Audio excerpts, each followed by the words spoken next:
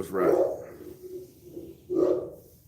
And in doing what's right, let's go about being kind to ourselves. And in being kind to ourselves, it's best we start loving ourselves so that we come to embrace the challenges of life. But the reason I go about saying this is that we need to be on a journey of self discovery, finding out who you really are, what makes you tick, what makes you go. See, the journey about everybody else, that's not what it's about. When you could go about finding out what you are, then that's the plan at hand. But many of us, because of conditioning, family dynamics, we have been programmed. And in being programmed, we have only gone about looking at life from a certain perspective. And one of the things that I will continuously go about promoting in life is that we need to stop replicating what we see and start formulating what the spirit has within us. So welcome to the channel. I had to put a spin on it because the content was more about freeing oneself. And I wanted others to go about seeing how important it is that we become free men and women in society and not be triggered or pulled into a sense of direction and looking for belonging and the control that they go about holding over us is when we go about yearning for that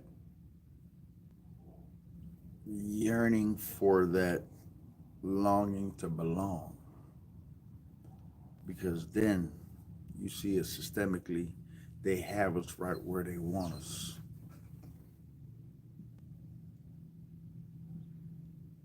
Everything that you need, you have within you. The whole journey about who you are resides within you. But within that, there's choices that one must go about making. Is it better to go about following the group, or is it best you come to discover and stay true to who you are? Now, that's a hard choice for a lot of us because nobody wants to be alone. And because we don't want to be alone, we at times go about putting ourselves second. But I'll tell you a story. And in this story, I hope that you can go about seeing doing the right things at times is not also easy, because that comes in with the challenges of life. So there was this meeting, Abraham Lincoln, and even though Abraham Lincoln was seen as the one who went about abolishing slavery, before he could sign this bill into act, he got all his cabinet members together. Now, I wasn't there. This is something I read, but I'm just reporting what I read. So all his cabinet members were in opposition to go about signing the treaty, which would go about freeing the Africans who were brought to America and enslaved.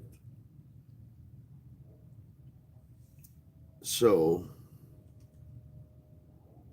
him realizing that they couldn't go about winning the war unless he had went about signing the Emancipation Proclamation, which would go about freeing all enslaved Africans who had been brought here forcefully to do work.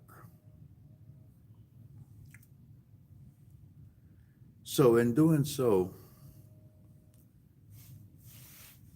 his whole cabinet was irate. They were angered because how does this guy go about making a choice which would free these people?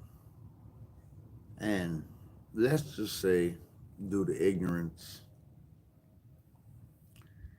they held on to the ideology of antebellum. And in the ideology of antebellum, returning back to the old ways where things are good for some, but it's miserable for others. But the reason I go about showing and telling that story is that he was confronted with a choice. And in being confronted with that choice, he went against the populace. And the populace was to keep Africans enslaved. But he saw that they could not win the war if there was nothing in it for them. And that's one of the things that we must be careful when others go about doing something for us. Is it incentivized or is it a genuinity behind it that goes about promoting a brotherhood? But let's not be misunderstood in the context of brotherhood because every day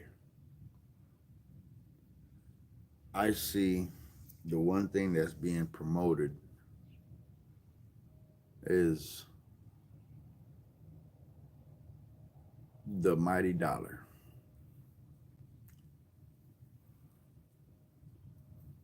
And when we go about promoting a mighty dollar, it puts somebody on top and somebody on the bottom.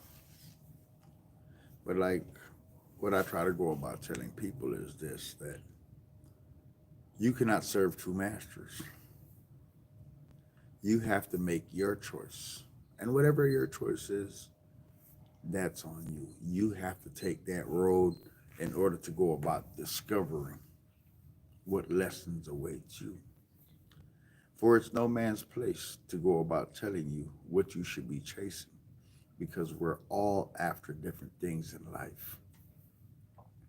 And since we're all after different things in life, every man's journey, every woman's journey, every child's journey is unique to them.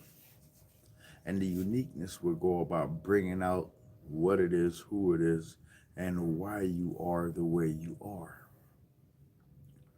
So when we embrace or embark on a journey which goes about bringing an understanding of who we are, then we can go about comforting why we are making the choices that we are making. But you see, too many of us, we have been spooled into going in this group's direction with having no understanding why the group is going the way they're going. The time has come where we must we must go forth and emancipate our minds. We must free our minds from this tyranny, from this neglect, and continuous cycle of abusing ourselves. One says that life has become a living hell because he perceives it in his mind that it is hell. What the mind believes, it goes about creating.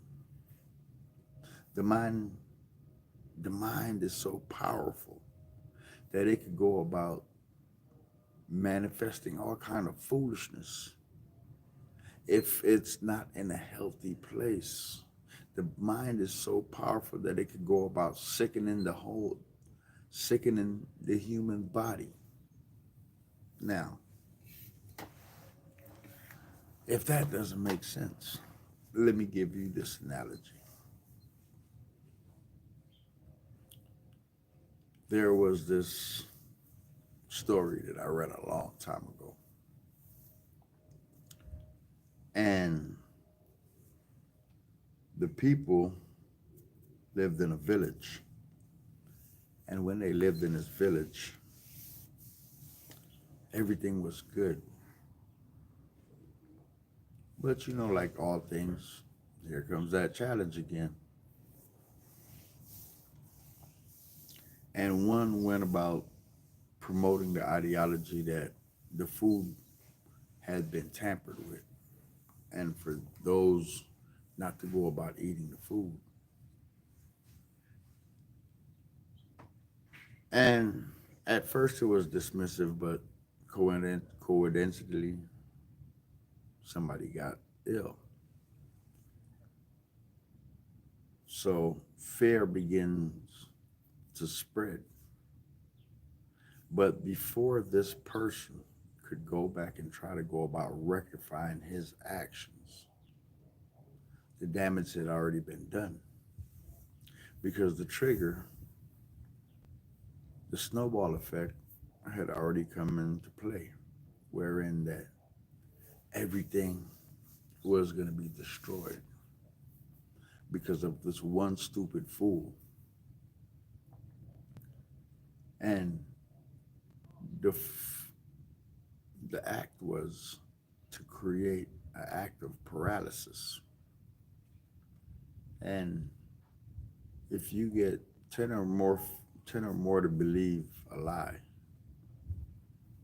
the lie will go about doing the work for itself, because fear is something that will leave you not testing it for yourself. But because everybody wants to belong, they all end up perishing. And in them perishing, they made a choice to go along with the group. But for whatever reason,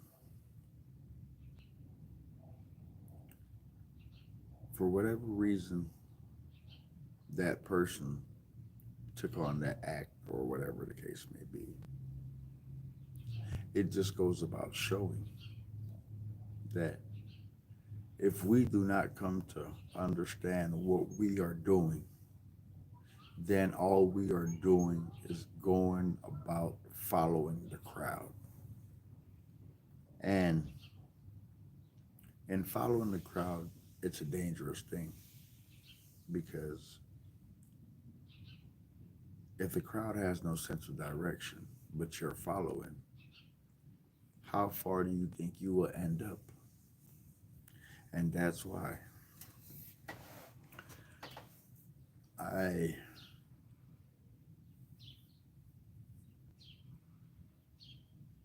I amended the title to the name of this channel, because I believe the baseline in which everything is produce, there has to be a solid foundation, in how a person goes about understanding themselves.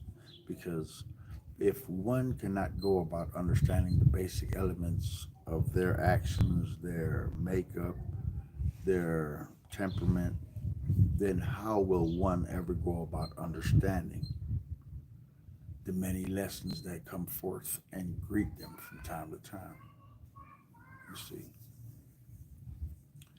make it so that you go about emancipating your mind.